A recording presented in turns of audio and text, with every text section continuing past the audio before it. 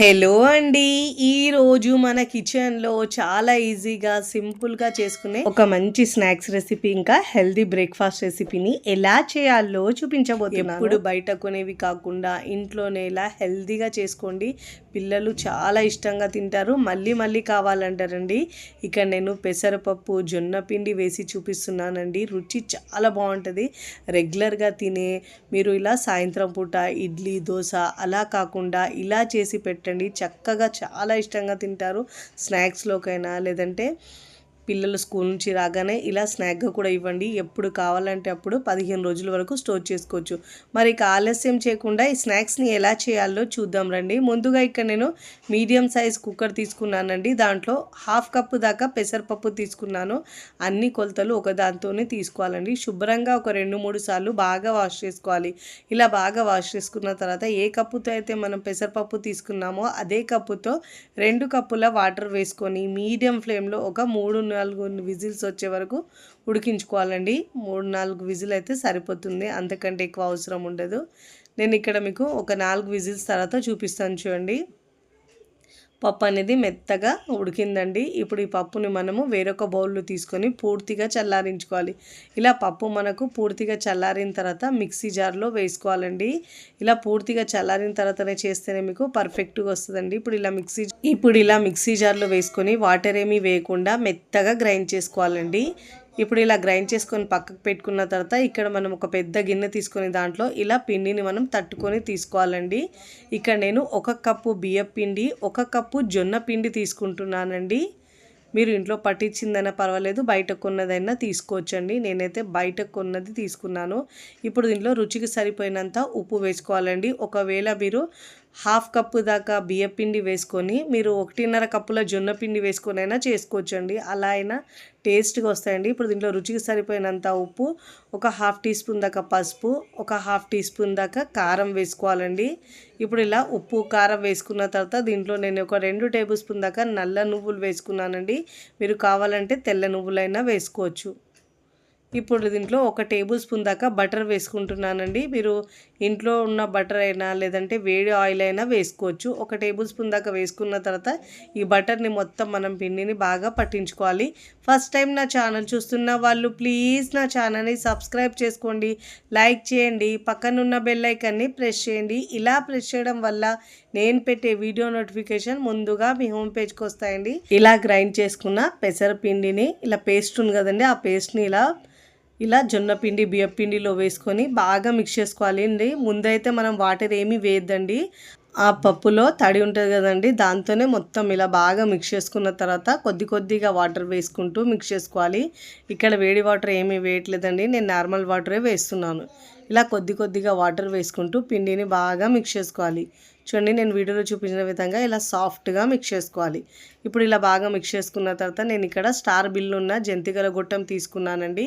ఇప్పుడు ఇలా పిండి వేసే ముందు ఒకసారి బాగా మిక్స్ చేసుకొని ఇప్పుడు ఇలా జంతికల గొట్టంలో పిండి వేసుకున్న తర్వాత మిగతా పిండిని తడి ఆరకుండా ఇలా క్లాత్ లేదంటే మూత పెట్టేసి పక్కకు పెట్టుకోవాలండి. ఇక్కడ నేను ఒక పెద్ద ప్లేట్ తీసుకొని దానికి ఆయిల్ అప్లై చేసుకున్నానండి. ఇలా రౌండ్ చక్రీలాగా వేసుకోవాలండి. చిన్న ఇలా చక్రాల్లాగా వేసుకోవాలి. మీరు కావాలంటే సన్నకార పూస అయినా వేసుకోవచ్చండి. దీంతో మీరు నల్ల నువ్వులు వేయద్దండి, సన్నకార పూస వేసుకుంటే వాము వేసుకొని చేసుకోవచ్చు. ఇలా మురుకుల్లాగా అయినా వేసుకోవచ్చు. నేనైతే ఇక్కడ ఇలా చిన్న చక్రాల్లాగా వేసుకుంటున్నాను. ఇలా ప్యాన్లో డీప్ ఫ్రైకి సరిపోయినంత ఆయిల్ వేసుకొని ఆయిల్ బాగా వేడైన తర్వాత ఇలా మనము ఈ మురుకుల్ని దీంట్లో వేసుకోవాలండి. మీకు ప్యాన్లో ఎన్ని పడితే అన్నీ వేసుకోవాలి. ఒకవైపు చేస్తూ మరోవైపు ఇలా ఫ్రై చేసుకోవాలండి. 2 వైపుల్లో తిప్పుతూ మంచిగా క్రిస్పీగా ఫ్రై చేసుకోవాలండి. మంటను మాత్రం మీడియం టు హై ఫ్లేమ్లో ఉంచాలండి. అదే మీరు లో ఫ్లేమ్లో ఉంచితే ఆయిల్ ఎక్కువ పీల్చేస్తాయండి. ఇలా మీడియం ఫ్లేమ్లో ఉంచి ఫ్రై చేసుకుంటే మనకు క్రిస్పీగా ఫ్రై అవుతాయండి. ఇలా 2 వైపుల్లో తిప్పుతూ మంచిగా క్రిస్పీగా ఫ్రై చేసుకోవాలండి. చాలా టేస్టీగా ఉంటాయి. రెగ్యులర్గా చేసే మురుకులు కాకుండా అప్పుడప్పుడు ఇలా పెసరపప్పు వేసుకొని చేసుకోండి, రుచి చాలా బాగుంటుందండి.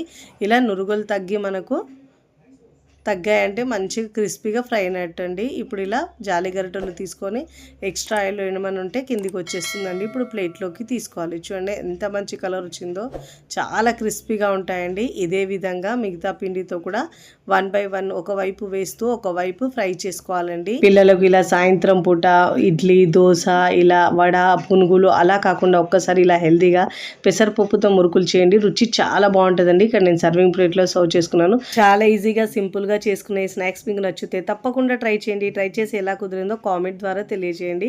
ఇక్కడ మీకు తుంచి చూపిస్తాను చూడండి ఎంత క్రిస్పీగా వచ్చిందో. 15 రోజుల వరకు స్టోర్ చేసుకొని కమ్మగా తినేయచ్చండి. తుంచుతేనే తెలుస్తున్నాయి ఎంత క్రిస్పీగా వచ్చినాయో. మన సెకండ్ రెసిపీని పెసరట్టు ఎలా చేయాలో చూద్దాం. ముందుగా ఇక్కడ నేను ఒక మిక్సింగ్ బౌల్ తీసుకొని దాంట్లో 1 కప్పు పెసర్లను వేసుకున్నానండి.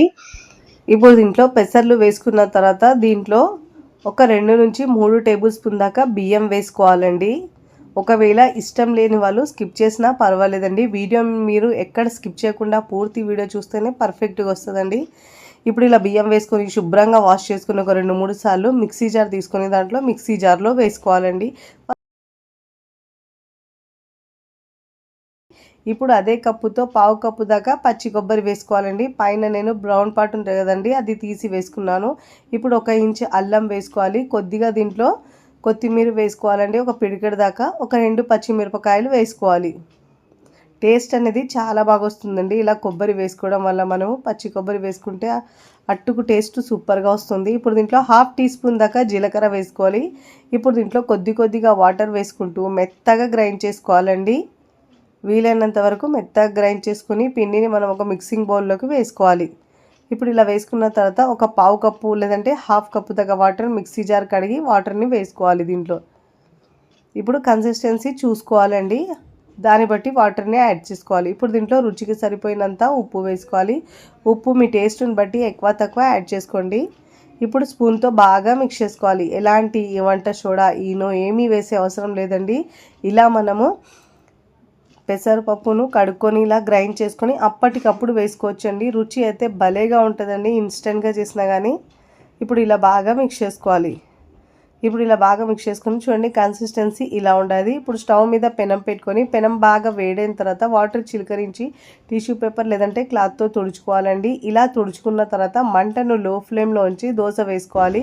అప్పుడే మనకు దోశ అనేది చాలా చక్కగా వస్తుందండి. 2 గరిటెల పిండి వేసుకొని మీకు వీలైనంత పల్చగా స్ప్రెడ్ చేసుకోవాలండి. ఎంత కావాలంటే అంత పల్చగా స్ప్రెడ్ చేసుకోవాలి. నేనైతే ఇక్కడ ఉప్మా పెసరట్టు చేస్తున్నానండి. ఆల్రెడీ ఉప్మాని రెడీ చేసుకున్నాను.